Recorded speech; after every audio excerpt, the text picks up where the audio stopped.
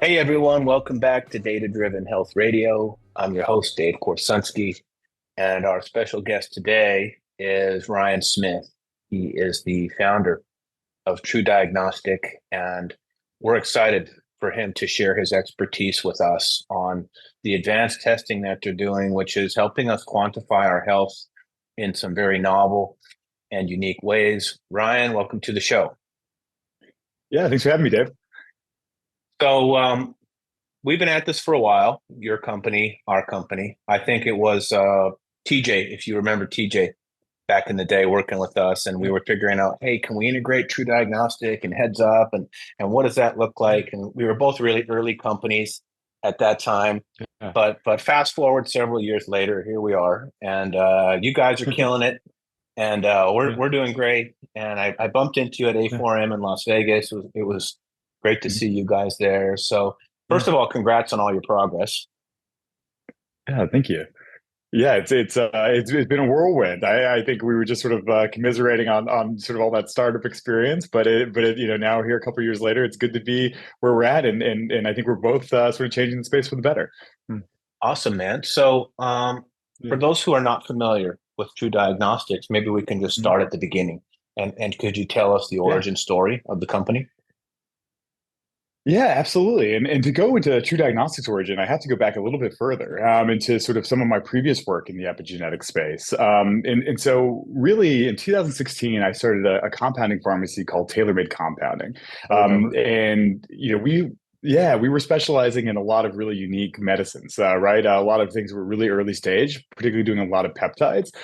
So we were really the first to roll out as a pharmacy, doing a lot of the really unique peptides that are really common I would say now. So everything from the growth hormone secretagogues to the BPC 157 to the thymosins and you name it. And so we did a lot there and really started that in 2016. Really February of 2016 is when we first started, and then by February 2019 we were the fastest growing company, fourth fastest growing company in the United States. We sort of went from me as the first employee to over 200 in that time. So really fastly growing, and really built out a huge network of these sort of cash pay medicine prescribers that were honestly treating age as a primary outcome. And as we were sort of trying to figure out, how well are these products working, which one should we use, what is the best dose, we always had one question in mind, which was how are we effectively quantifying this aging process that we're all trying to treat? So I was always really interested in biomarkers to measure the aging process. And just around the same time, really throughout the end of the 2010s, this idea of DNA methylation as a way to measure biological age really started to gain some momentum. So in 2020, we decided to sell that company, Tailor Made Compounding, and really create True Diagnostic. So we started that process in July of 2020, really offering biological age testing to this network of cash pay integrative medicine providers and to patients who are really looking to quantify their biological age. So would you say, Ryan, that was like a pivot, or would you say that was like, hey, we're kind of selling tailor made and we're starting something totally Yeah. new? I mean, it's all Yeah. nuance and semantics there, but like, Yeah. how do you think about it? Yeah, so I saw it as something completely new. Really, the great thing is we were working with similar individuals. So we Right. had a great market already of physicians, Gotcha. but Yeah. instead of doing the treatments, we were really now going to the diagnostics. And I think that biological age is something that's always been a passion of mine. But I'm also really excited about the future of this as a biomarker. Even whenever I was in medical school, we didn't have any lectures or information on epigenetics or how our genes sort of change and regulate, according to our environment, our lifestyle, our medications, our diseases. And now DNA methylation is really poised to do some really cool things. So already with the same information that we get from telling you your biological age, we can also predict your zip code. We can predict when you're going to die. We can diagnose you with diseases that were previously only able to be diagnosed by clinicians in office. And so we can do a lot of really cool things with this technology. And I think that if there's one big takeaway from anyone listening now, it's just sort of the trajectory that DNA methylation is on to really replace a lot of that conventional testing. Awesome. You mentioned something there. There was something that you stated, age as a primary outcome. That is just kind of an interesting way of explaining it. And what you mentioned was, I'll paraphrase a bit, but you were saying you were working with a lot of longevity-based Mhm. practitioners, and they were Yeah. using effectively biological age as a Mhm. mechanism. for what they're doing, Yeah. which is absolutely awesome. Um, Mhm. One of the ways I explain it is that we make these changes in our day-to-day Mhm. life. We make these small micro changes. We learn Mhm. how to monitor our blood sugar with a CGM. You can see I got one here. Absolutely. I Yeah. start I start lowering my post-meal blood glucose just by making smarter Mhm. choices. I get my Aura Mhm. ring on my finger here, and I start learning how to Yeah. self-calibrate my sleep and get my Mhm. heart rate variability better. I start peppering in some of the peptides and some of the advanced Mhm. supplementation. I start exercising. I start doing all Mhm. the things. You know what I mean? And yes, you get the Yeah. immediate biofeedback from the sensors. That gets better. Mhm. And then in theory, you go get your blood work drawn. Oh, okay. These numbers are starting to get better as I make the healthy choices. And then kind of that last pillar is okay, now my labs are getting better.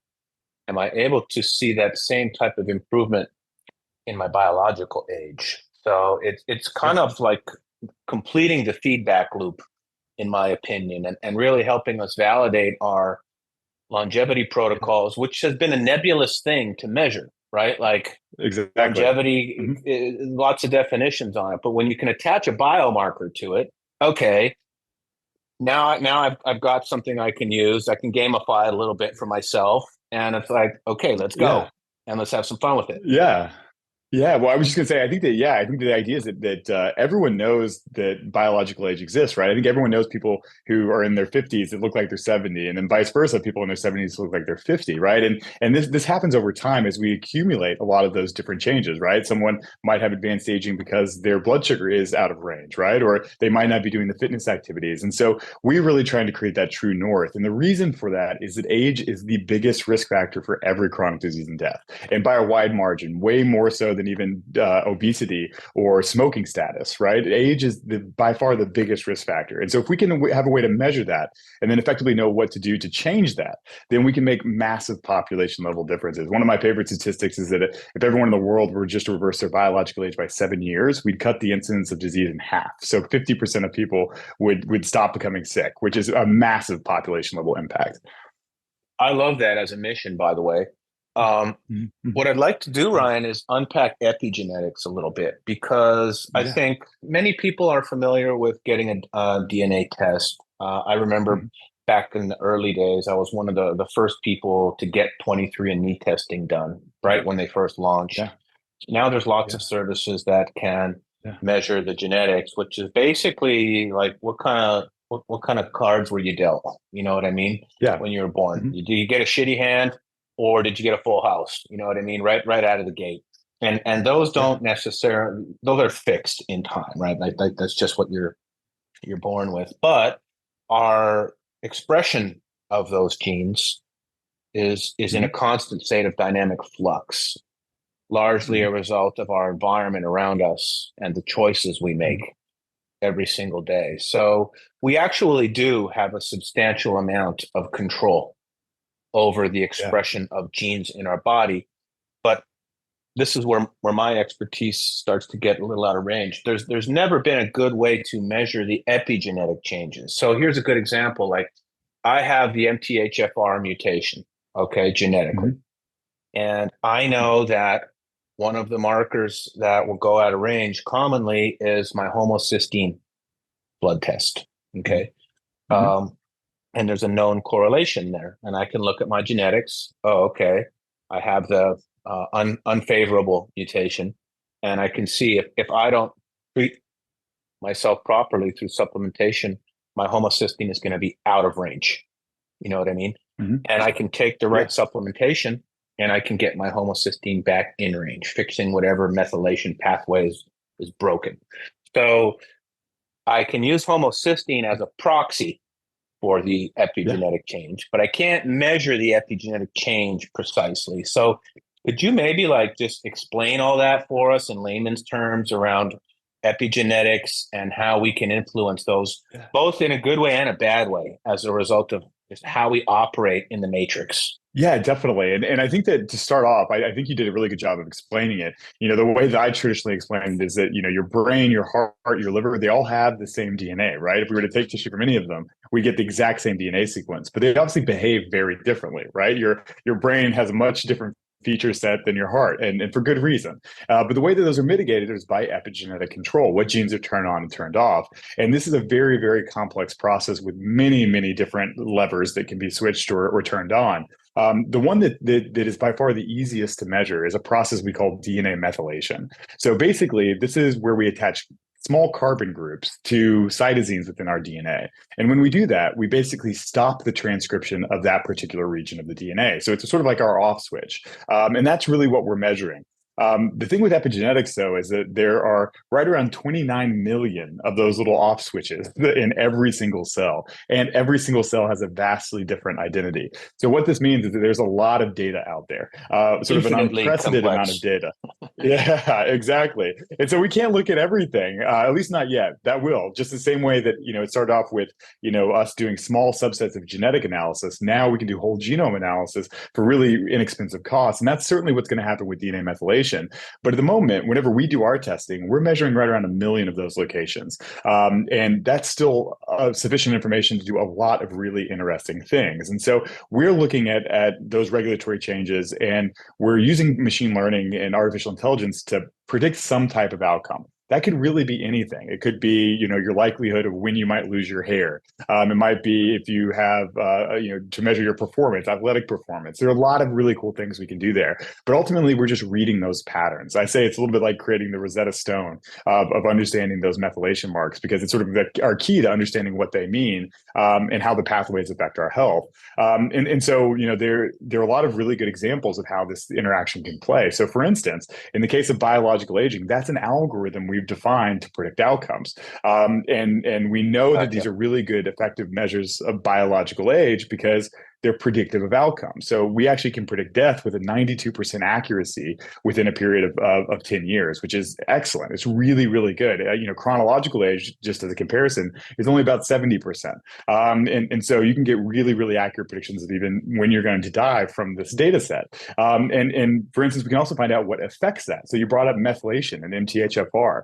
We know, for instance, that women who have an MTHFR variant, a 677CC variant, they're more likely to have increased biological aging, because they don't methylate as well. But that methylation can be fixed if you just supplement with methyl cofactors, as you mentioned. And so it doesn't actually have a big effect on biological aging in men, but for women, it certainly does. And so we can actually start to find out what affects those processes. And so that's really the really exciting thing, is that we don't have to wait any longer for 40 or 50-year controlled trials to figure out if someone improves their lifespan off of medication. We can actually measure that progress in real time by algorithms that are predictive of those outcomes. And so it really shortens our way to sort of get evidence and in longevity medicine, on a much, much shorter interval, so we can actually impact lives now instead of 30 or 40 years from now.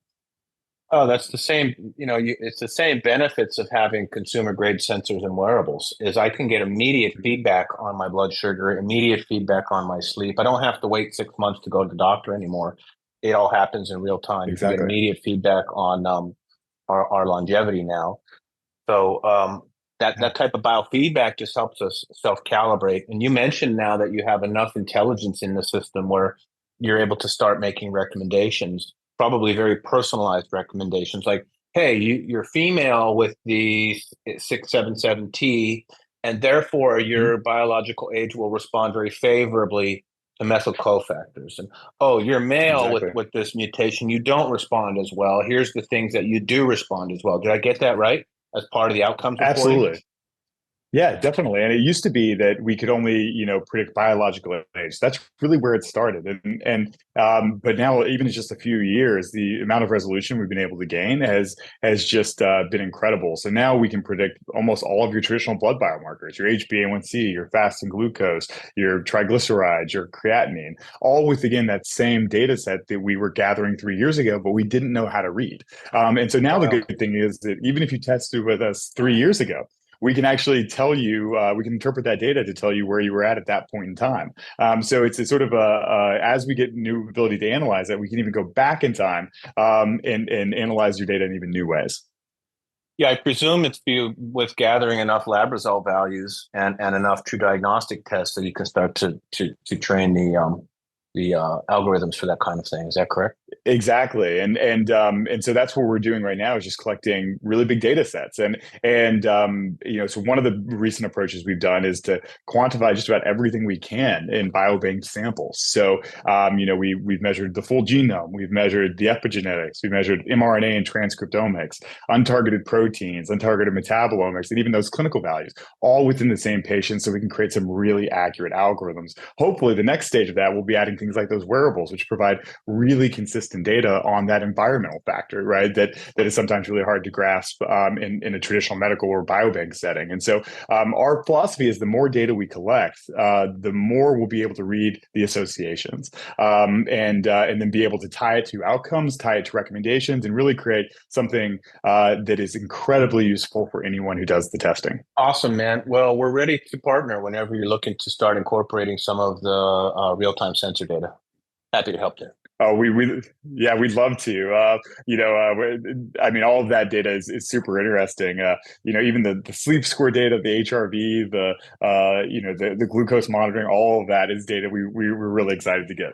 Here's my unscientific hypothesis, okay, Ryan, Mhm. is that the Yeah. strongest correlating biomarker that we're measuring day to day relative to biological age will be HRV.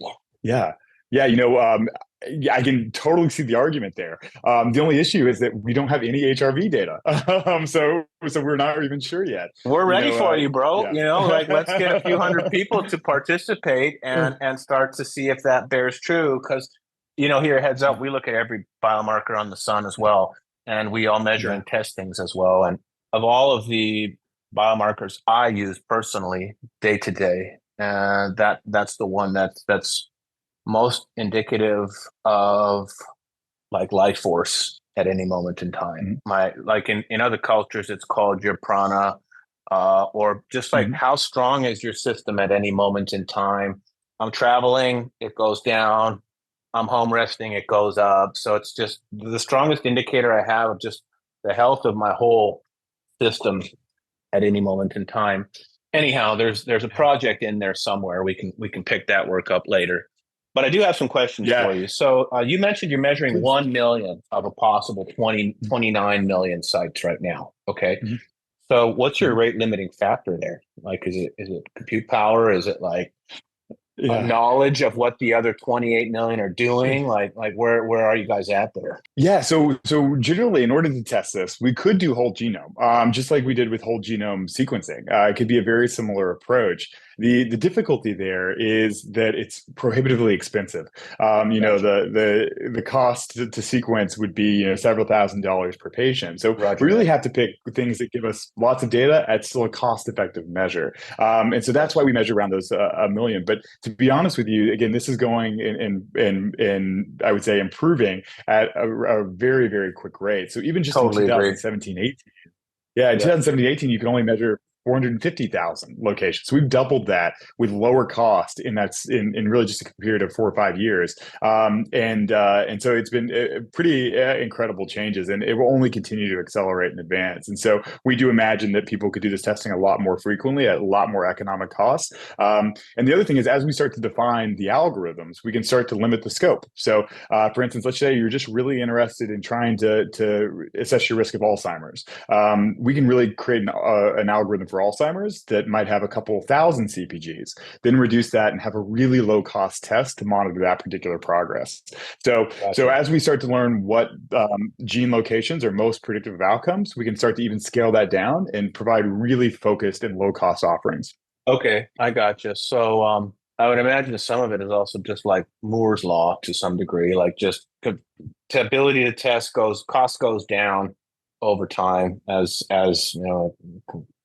our technology ramps up, and then it sounds like you're also thinking about how to do like point solutions as well, where you can measure Yeah. for people who are at a predisposed risk for something, for example, and they may be wanting to test more frequently.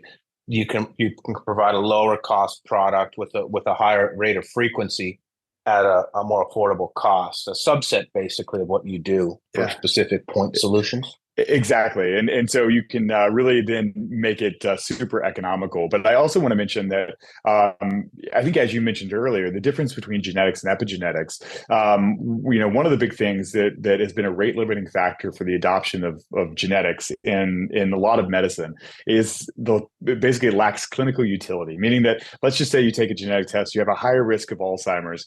Now what, right? What do you do about it? That can be the hard part, and it's limited a lot of this application into insurance-based systems because sometimes people don't know what to do.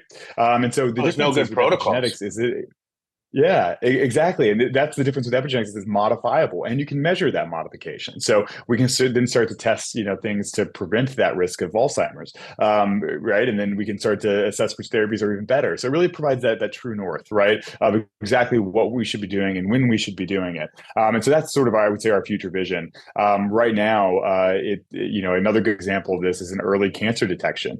DNA methylation is being used to diagnose cancers even at stage 0 before they can be found in any other methods. So it's a really, really exciting technology that will really impact every area of medicine. Awesome. Okay. So next question then, Brian, is this is gets a little more subjective, but when you look at, for example, emotional trauma, okay, Mm. Yeah. now you could have someone with great labs Mm. and everything looks good, right? Yeah. But there's this saying in integrative medicine, you've probably heard it before, the issues are in the tissues. You know what I mean? And so like Mhm. even someone with stellar lab results, you know what I mean? Mhm. There's things that don't show up on those lab results. Mhm. Okay. Now, is it fair to say that those things are in you somewhere? Okay. The Mhm. results of that. Let's just take an emotional trauma, for instance, or a physical trauma or something, right? Or maybe there's a heavy metal or a pathogen or something. It's just not Mhm. showing up in your labs, your routine labs. Okay.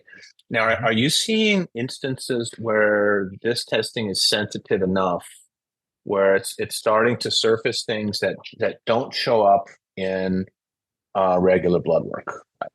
Absolutely. And I'm glad you asked about this because I usually don't get to talk about it. But specifically, I think when we talk about, let's just say, neurological things, in instance, maybe even trauma, we can actually see this encoded into the epigenome. So a couple good examples are, for instance, we can even see identify epigenetic patterns of people who have had ancestry in the sort of the Holocaust or even the Rwandan Whoa. genocide. Yeah, I've read about some Yeah, of these on PubMed, but I didn't know if that yeah. was like getting into your domain. Yeah, right there. And, not a lot of work that we're doing necessarily, but we're working with a lot of universities where we can now even identify signals of current PTSD, former PTSD, and then no PTSD at all. And so we can talk about trauma. And interestingly enough, we even know that things like adverse childhood experiences greatly impact your rate of aging right later in life. So we've done sequencing of around 1,500 children, and we show a pretty linear trend with the pace of aging and childhood trauma, and as well as socioeconomic disadvantage. So it's pretty incredible how even early life behaviors like that can affect your biggest risk factor for every chronic disease, which is aging, right? Even later in life. And so, one of my favorite studies here as well, another interesting anecdote, is one of the first studies that was really done on epigenetics was about fear behavior. So they started to take mice and they would expose them to the smell of cherries. And every time they exposed them to the smell of cherries, they would shock their cage. Eventually, whenever the mice smelled cherries, they would get really scared, right? They'd start shaking. You'd see these fear responses. It just so happens that actually 4 generations later, if you still smelled the smell of cherries, those mice would shake, even without no conditioning exposure to those individual mice. And so it's really interesting. It brings up this idea of both an epigenetic mechanism of transference, right? Of how our environment might affect our behaviors. And so there are a lot of other good examples in the animal kingdom of things like even imprinting, right? Ducks might imprint on an individual whenever they're first born. These are all epigenetic mediated behaviors. And they sort of blur the lines between the age old debate of nature versus nurture. That is wild. Absolutely wild, man. Like Yeah. 4 generations later, this is, Yeah. well, DNA is data storage as well. So Yeah. like it's It just is. putting that information Yeah. and encoding it and Yeah. wow. And if go ahead. Yeah, that's a great analogy because a lot of people will say the DNA is your hardware, whereas the epigenetics might be your software, right? It tells you how to run and so I like that as an analogy a lot. But yeah, I think that all of these different things relate back to genetic expression, and whenever you think that think about 29 million different levers you can pull, and that's before we even get to the cellular level, right? That's an infinite number of possibilities, and if we can read those patterns, we can get incredibly high resolution. So the DNA is storage. Let's say that you do have information that's passed down to successive generations. Let's just stay on the Holocaust example, right? Like Mhm. that's Yeah. now able to be seen in multiple generations later. Mhm. And so Mhm. then there's also a lot of people who recognize they have ancestral patterns. Okay. Mhm.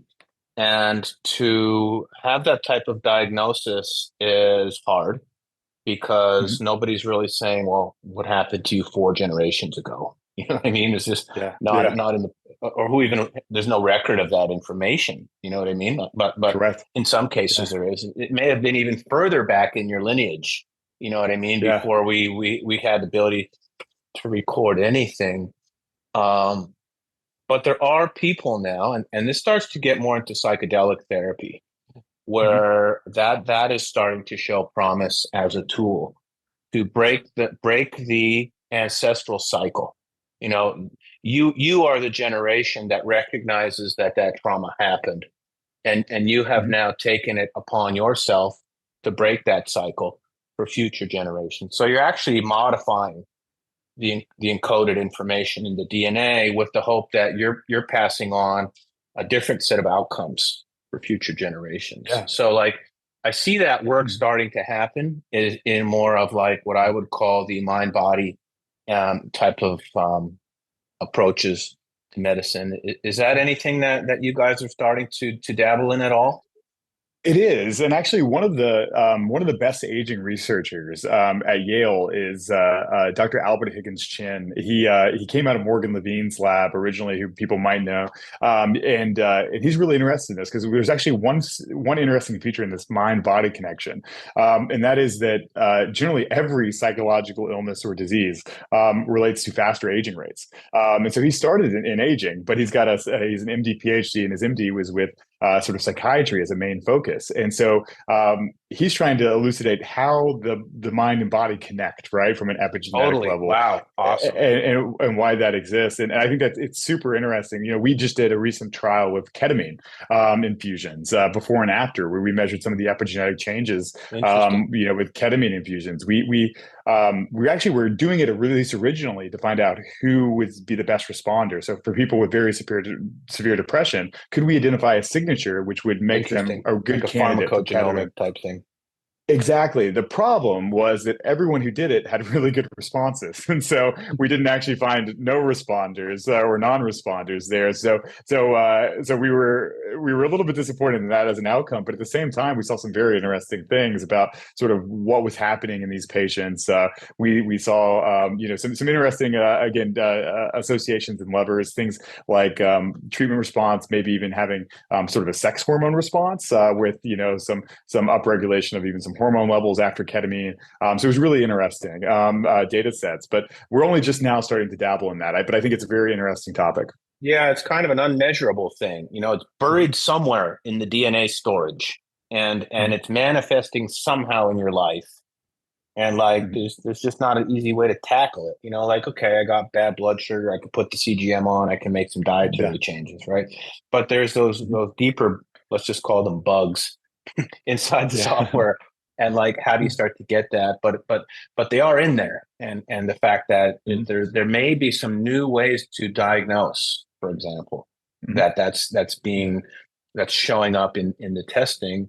And maybe there's ways to start to diagnose areas of what I would call more like Mhm.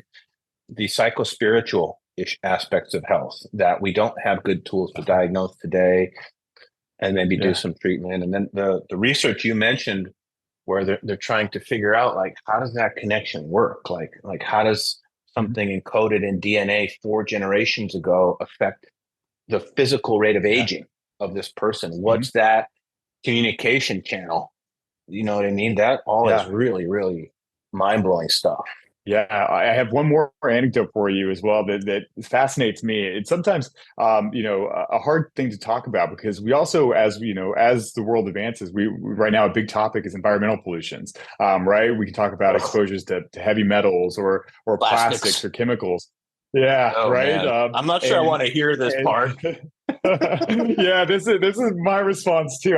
It's fascinating research, but at the same time, it's a little scary Yeah, in what we can do about it. But there are actually some epigenetic regions which are not changeable that we do inherit from just a interesting. single parent.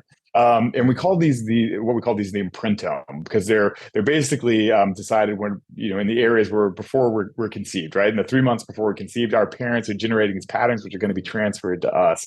And interesting work. There's a researcher, Michael Skinner, at the University of Washington, who, instance, has found very interesting things. So one of the studies he did was expose mice to glyphosate, which most people know is this really big, pesticide and chemical used Yep, in agricultural farming, which the FDA says is fine because it doesn't cause any sort of damage. Which in his studies, the first generation had no negative health effects as a result of glyphosate, understood. and actually Yep, neither did the second generation. But the third interesting. generation, what they call the F2 generation, did. It had negative effects out of generational exposures that were basically 2 generations away.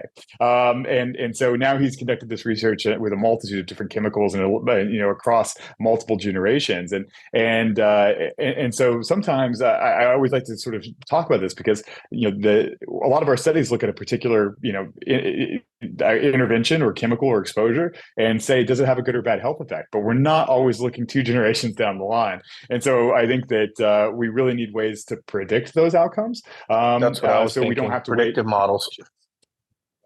Exactly. And those are a little ways away, but I think that is a good demonstration of the importance. I read about all the stuff out there, Ryan, on like nanoplastics and microplastics in everything, even now being tested in the human Mhm. placenta, these PFAs and all this stuff. And it's like Mhm. I've got a plastic water bottle. I'm on Mhm. the road. I'm like Mhm. having an existential crisis. Like, do I drink this water and consume these nanoplastics? Oh, I'm going to be dehydrated. There's only so Yeah. far you can go, and like I don't think we fully understand the full ramifications of what's in our Yeah. environment today. I think it's starting to come to light.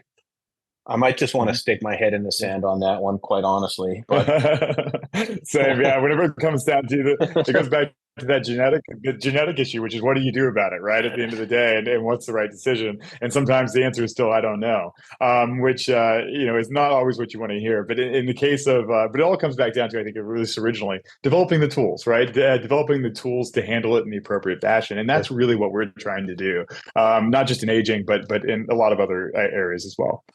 a lot of infrared sauna. Hey, so what's this Dunedin pace algorithm that you Yeah. guys are running? Can you explain that for us? Yeah, so that's actually one of our favorite biological age algorithms. It was really developed by Duke and researchers who are now at Columbia, and it actually the study technically started in 1971, so almost 50 years old now. And so this study basically took individuals who were just born, over 1,037 children born in New Zealand, and basically followed them their entire lives, and actually are now currently doing their 52-year age follow up. And basically, what it aimed to do is to create a rate of aging. So, not an overall age, how old are you right now, but what is your pace of aging at this moment? So, how many biological years per year are you aging?